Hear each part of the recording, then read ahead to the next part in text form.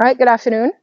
It's great to have you here, George. I'm so excited that you could cover some of this game.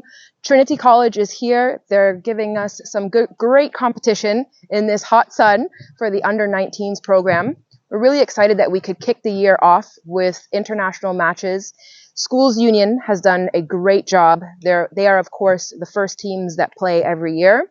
And you can see from the scene behind me right here that we've definitely got a great turnout of national players. Both the under-19s and under-18s programs are here today.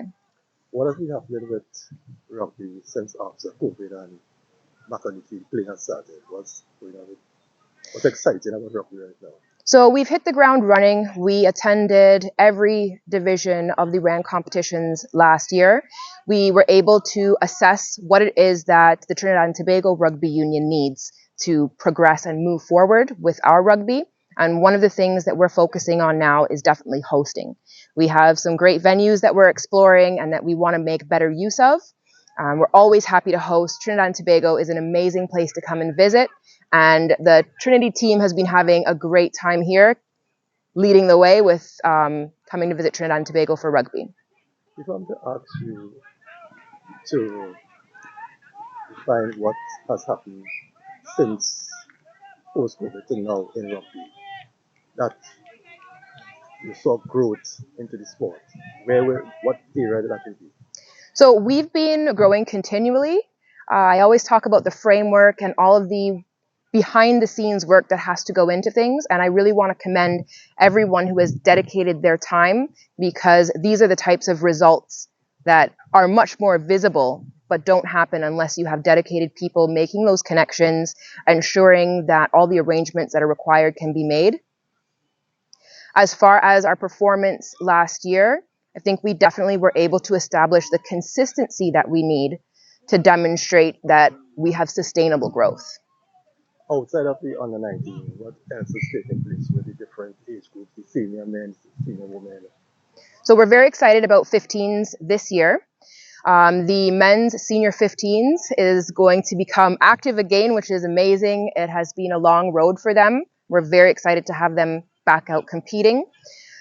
In the women's side of it, it's going to be the first year that in the Rugby Americas North region, we return to 15s for the women's division. They will be competing alongside the under 19s. Previously, last year was 12s, and prior to that, 10s.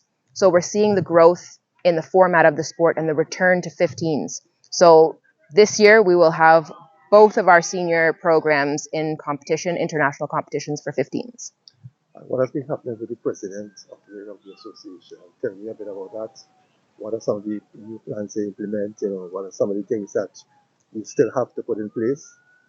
Of course, we're very busy this year as we are hosting the Commonwealth Youth Games. Rugby is going to take place in Shaw Park, Tobago.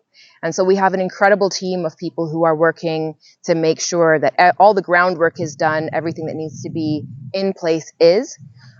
We've previously had very successful tournaments and tours in Tobago, and we're looking forward to Tobago being a wonderful venue to host the Commonwealth Youth Games. But of course, the legacy that comes out of that will be continuing to host more events in Tobago.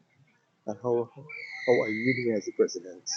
How has the journey been thus far for you? So keeping very busy, just making sure that the coordination.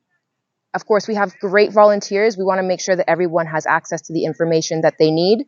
So that takes up a lot of my time, just making sure that all those connection pieces are in place. Working in safe sport, safeguarding. There are a lot of initiatives that we are taking on now as well, both through World Rugby, Rugby Americas North, and through the IOC. And so it's wonderful to have that international federation support. All of that holds up events like this, where we can have our teams playing, training.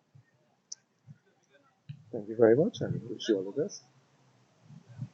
Thank you very much. Thanks, George.